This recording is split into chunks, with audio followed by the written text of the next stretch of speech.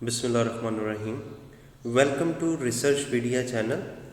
दोस्तों, आज की इस वीडियो में मैं आपको सेकंड ऑर्डर मीडिएशन मॉडल को एस्टीमेट करना और उसको रिपोर्ट करना सिखाऊंगा। मॉडल बनता कैसे है।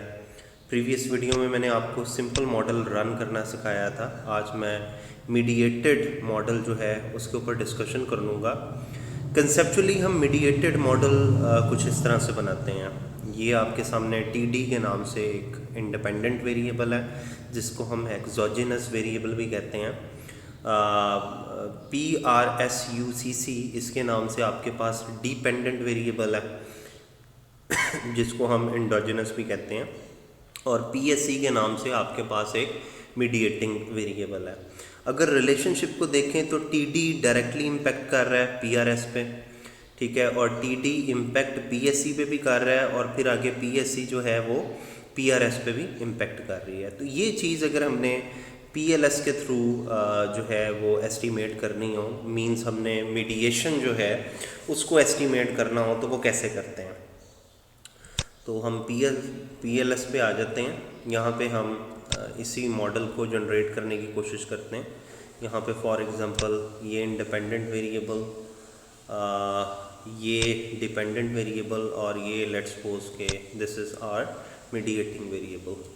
ठीक है, पहले इनके नाम हम रख लेते हैं। मीडिएटिंग क्योंकि मैं रख रहा हूँ प्रोजेक्ट स्केजुलिंग को, प्रोजेक्ट स्केजुलिंग। ये हमारा मीडिएटिंग हो गया। ट्रेनिंग ड्यूरेशन हमारा इंडिपेंडेंट वेरिएबल है, ट्रेनिंग ड्यूरेशन, और डिपेंडेंट है प्रोजेक्ट सक्सेस, प्रोजेक्ट सक्सेस। ये हमारा डिपेंडेंट वेरिएबल बन गया। अब वन बाय वन हम इनके को फैक्टर्स जो हैं वो क्रिएट कर लेते हैं, जिनको हम फैक्टर्स भी कहते हैं सिंपली। ट्रेनिंग ड्यूरेशन क्योंकि 2 डायमेंशन से मेजर हो रही है, जिसमें एक डायमेंशन का नाम है let's suppose short training duration, short training duration, ठीक है। इसी तरह ट्रेनिंग ड्यूरेशन की जो दूसरी डायमेंशन है वो है लॉन्ग ट्रेनिंग ड्यूरेशन। यहाँ पे हम उसको क्रिएट कर लेते हैं।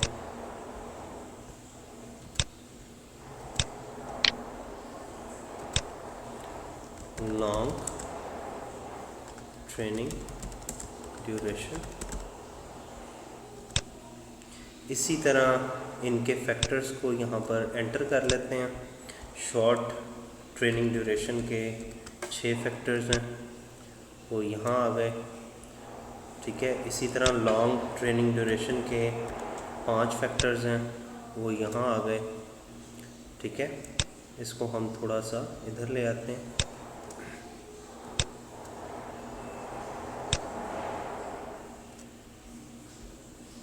इसको हम नीचे वाली साइड पर कर लेते हैं फॉर द बेटर कैलकुलेशन, या फिर ये इस साइड पर आ जाता है। ये कुछ बेहतर बन जाएगा इस तरह से।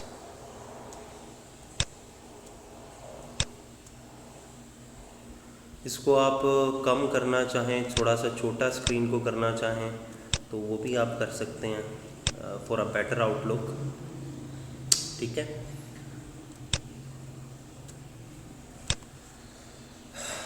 अब हमने क्या करना है कि इनका जो मेन वेरिएबल है ट्रेनिंग ड्यूरेशन, इसमें भी ये तमाम फैक्टर्स हम ले जाएंगे जो इनकी डायमेंशंस को मेजर कर रहे हैं। वो तमाम के तमाम फैक्टर्स ये यहाँ पर आ गए। अब इसको सिलेक्ट करके तो hide indicator of the selected construct, ठीक है जी। उसके बाद हम इनकी कनेक्टिविटी कर देते हैं। ये 2 कनेक्ट हो गए। अब है क्या कि जी ट्रेनिंग ड्यूरेशन जो है वो इन 2 डायमेंशन से मैयर हो रही है, जिनके आगे ये फैक्टर्स हैं, इसको हम कहते हैं सेकंड ऑर्डर। यानी बेसिकली ट्रेनिंग ड्यूरेशन जो है वो इन दोनों से मैयर हो रही है और ये दोनों आगे इन फैक्टर से मैयर हो रहे हैं। So this is called second order. इसी तरह हमें प्रोजेक्ट स्केजुलिंग का भी सेकंड ऑर्डर बनाना पड़ेगा। उसके लिए हम उसकी डायमेंशन पे चले जाते हैं। उसकी 3 डायमेंशंस हैं। फर्स्ट वन हम यहाँ पर क्रिएट कर लेते हैं, सेकंड जो है वो यहाँ पे क्रिएट हो जाती है और थर्ड यहाँ पे क्रिएट हो जाती है। और इसको थोड़ा सा हम एडजस्ट कर लेते हैं। लेट्स सपोज कि मैं इसको थोड़ा सा नीचे कर लेता हूँ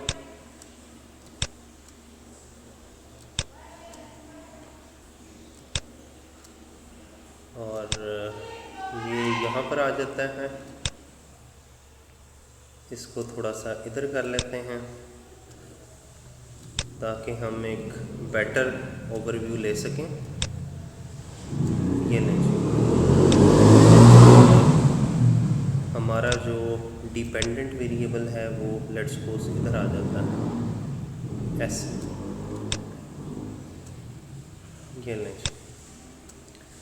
ये कुछ बेहतर हो गया। बेसिकली ये जो पिक्चर बनानी होती है ना, ये कुछ अट्रैक्टिव सी होनी चाहिए। यहाँ पे हम ES का नाम ले लेते हैं। ES इफेक्टिव स्केजुलिंग है।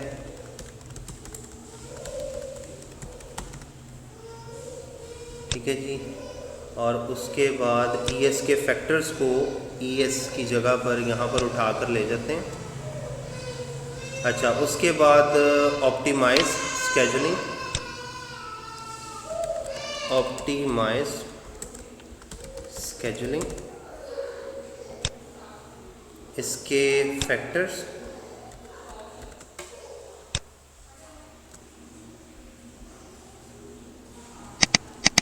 उसके बाद फ्लेक्सिबल स्केजुलिंग है। यहाँ पे उसका नाम रीनेम कर देते हैं फ्लेक्सिबल स्केजुलिंग।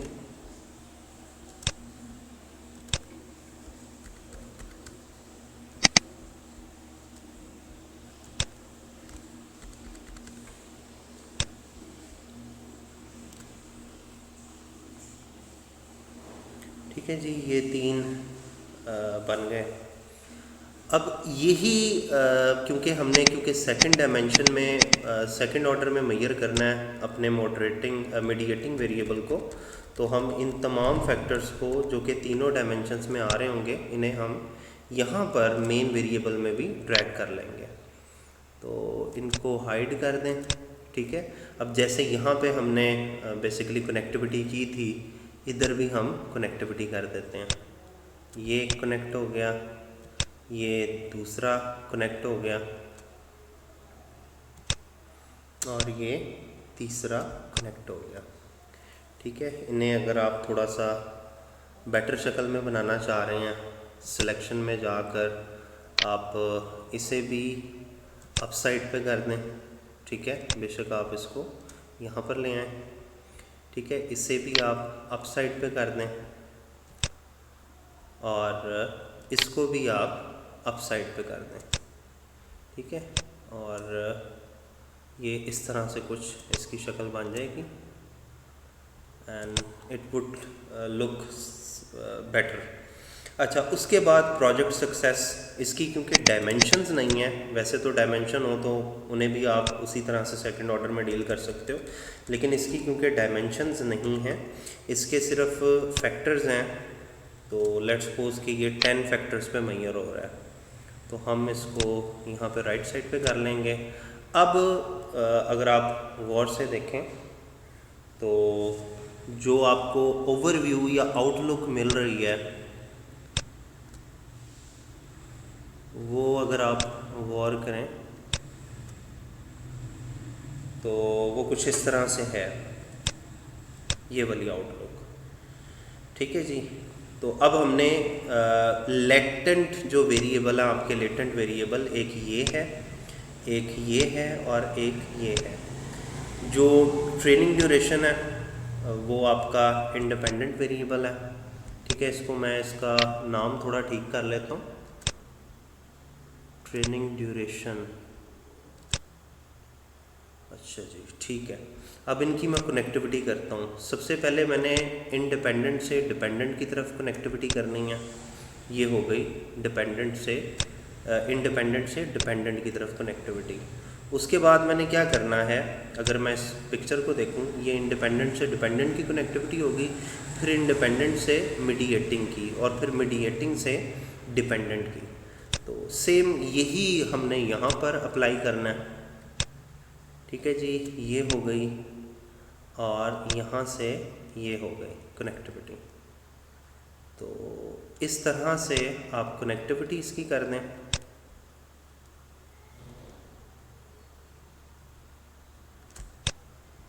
लें जी, ये कनेक्टिविटी करने के बाद आप चाहें तो इनके कलर मैनेजमेंट कर सकते हैं थोड़े से बेहतर बनाने के लिए, ठीक है। लाइक ये आपका इंडिपेंडेंट वेरिएबल, अगर मैं इसका कलर चेंज करना चाहूँ, मैं यहाँ पर आकर मैं इसका कलर जो है वो चेंज कर सकता हूँ।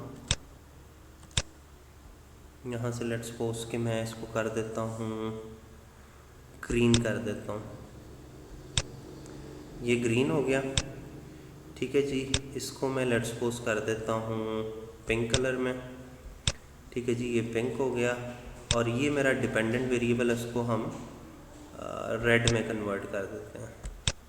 लें जी, बल्कि रेड में नहीं, इसको आप कोई और कलर दे दें। लेट्स सपोज मैं इसको दे देता हूँ ये कलर, ठीक है जी।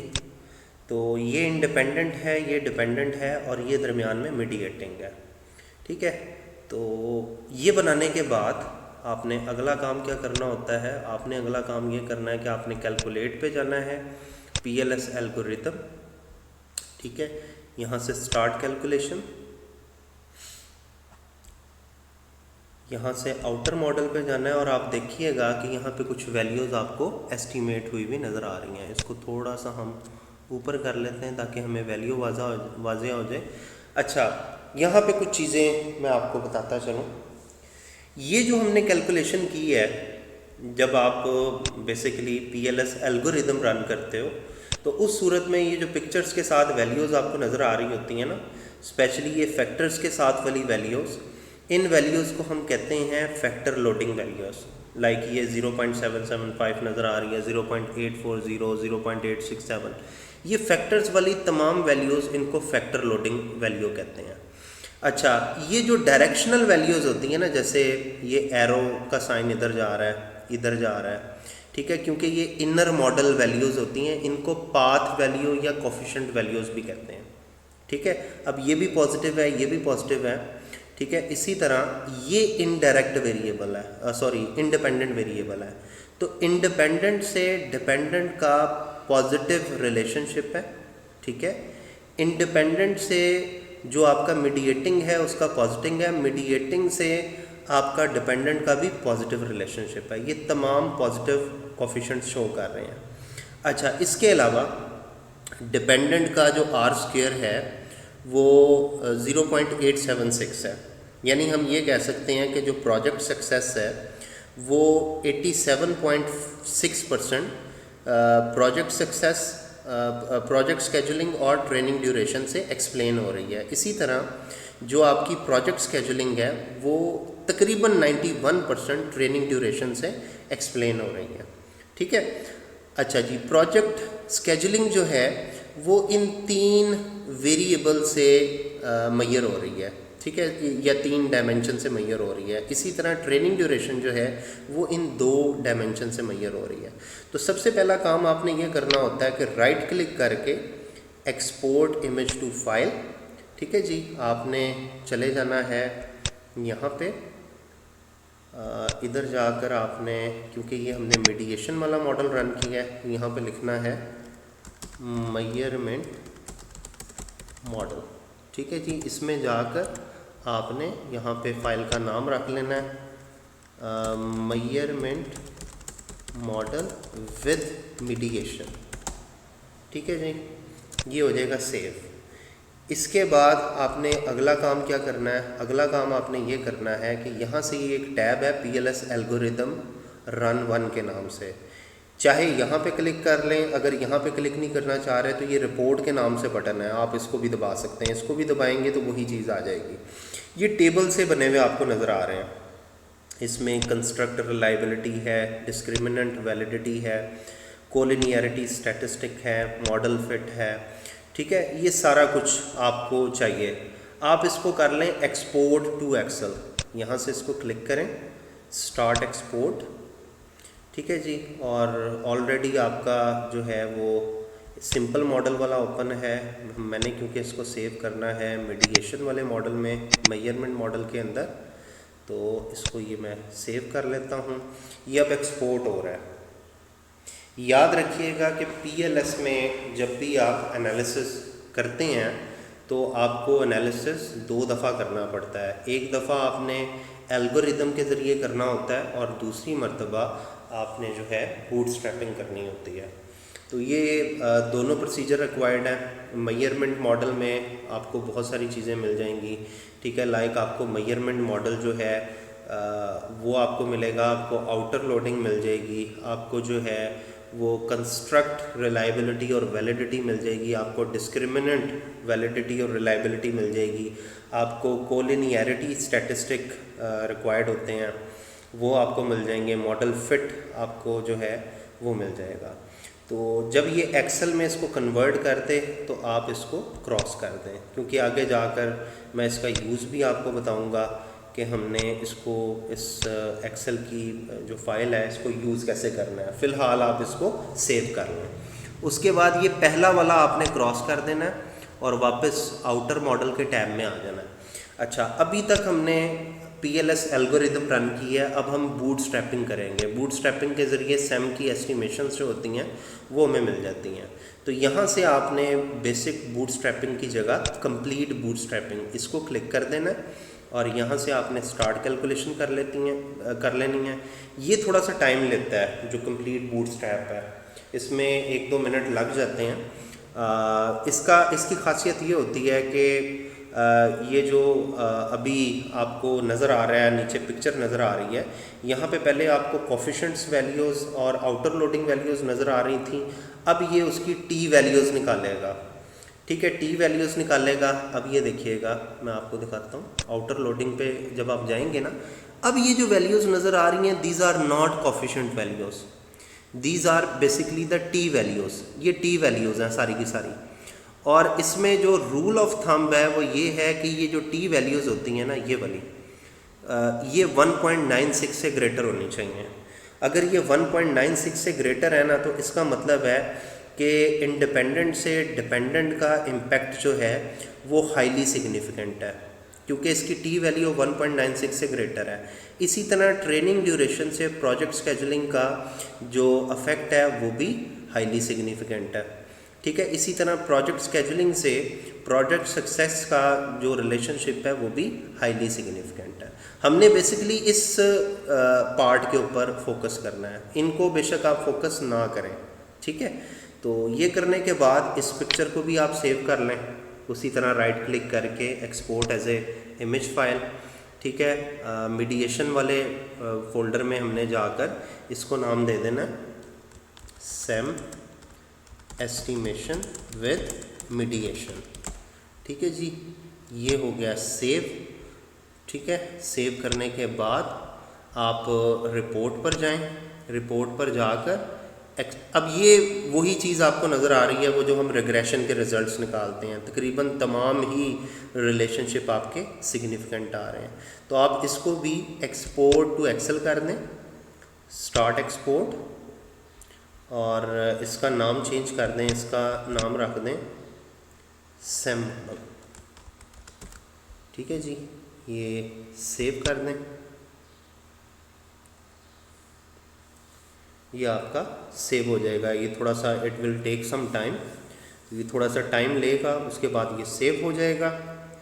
और फिर अगली वीडियो में मैं आप लोगों को सिखाऊंगा कि आप सेकंड ऑर्डर कंस्ट्रक्ट के साथ मॉडरेशन कैसे रन कर सकते हैं, क्योंकि basically that is one of the most important point कि जो आपको रिक्वायर्ड है कि किस तरह मॉडरेशन रन करनी है। बहुत सारे रिसर्च कम्युनिटी जिन्होंने पहले स्मार्ट PLS इस्तेमाल नहीं किया हुआ उन्हें नहीं आइडिया कि मॉडरेशन कैसे रन की जाती है। ठीक है, अभी तो सिर्फ मैं आपको जो है रिज़ल्ट्स एस्टीमेट करना, रिलेशनशिप डायग्राम्स बनाना, रिपोर्ट्स जनरेट करना, फाइल को एक्सपोर्ट करना वो सिखा रहा हूँ। अगली वीडियो में मॉडरेशन, और मॉडरेशन के बाद मैं आपको सिखाऊंगा कि आप जब अपनी रिपोर्ट का या अपने रिसर्च पेपर का चैप्टर नंबर 4 स्मार्ट PLS की बेस पर डिज़ाइन कर रहे होते हैं तो आपने क्या क्या चीज़ शामिल करनी होती है और वहाँ पे टेबल किस तरह से जाकर एडजस्ट करने होते हैं। तो उम्मीद करता हूँ कि आपको इस वीडियो की समझ आई होगी। ठीक है, मज़ीद वीडियोस के लिए चैनल को सब्सक्राइब कीजिएगा, लाइक कीजिएगा, बेल के आइकन को क्लिक कीजिएगा और कमेंट के ज़रिए अपनी सजेशंस ज़रूर बताइएगा ताकि मैं मज़ीद वीडियोस इस पे काम कर सकूं।